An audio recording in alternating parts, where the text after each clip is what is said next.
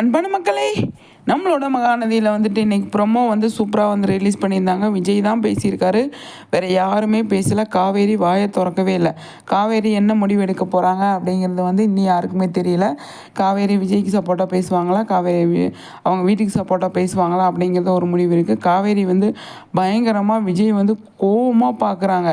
விஜய் மேலே ஒரு தப்புமே இல்லை, அவர் உரிமையோடு வந்து காவேரிகிட்ட சொல்லிட்டோமே அப்படின்னு சொல்லிட்டு காவேரி வந்து கூப்பிட வராரு. இங்கே இவங்க ப்ராப்ளம் பண்ணியிருக்கிறது யாருக்குமே தெரியாது இல்லையா?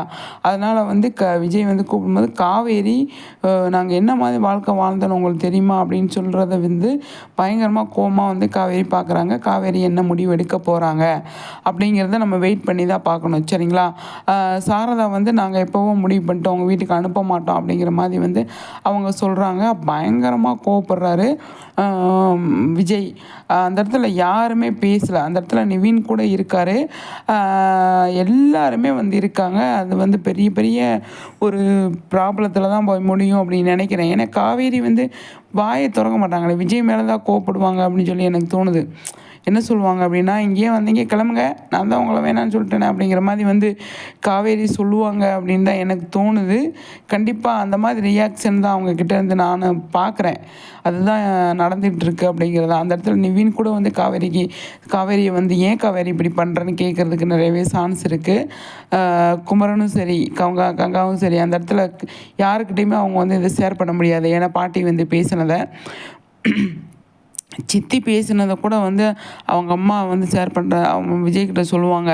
ஆனால் அவங்க சொல்லிட்டு போயிருக்காங்க, இதை நீங்கள் யாருக்கிட்டையும் சொல்லக்கூடாதுன்னு சொல்லிட்டு. அப்போ அதை அவங்க எவ்வளோ நாளைக்கு மூடி மறைப்பாங்கன்னு சொல்லி தெரியாது. ஆனால் நிஜமாக வந்து பார்த்தீங்க அப்படின்னா விஜய் தாங்க எனக்கு தெரிஞ்சு பாவம். காவேரியுமே வந்து கோவப்பட போகிறாங்க. அதில் அவருக்கு எதுவுமே புரியாது. என்னடா காவேரி ஒன்றுமே பண்ணலையே, நம்ம எதுக்கு இவ்வளோ கோவப்படுறா அப்படின்னு யோசிப்பாங்க. ப்ரொமோ நல்ல ப்ரொமோ தான். அதில் வந்து நமக்கு சேடான ப்ரொமோ.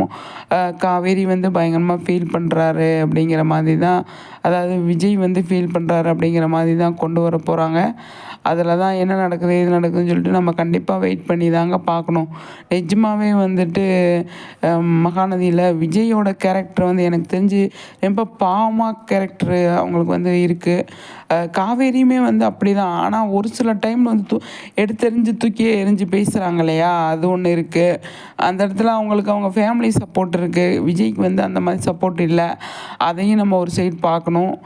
அப்கமிங்கில் வந்து பயங்கரமாக இருக்கும் அப்படின்னு தான் நான் நினைக்கிறேன். பார்ப்போம், சரிங்களா? என்ன நடக்குது ஏது நடக்குதுன்னு சொல்லிட்டு.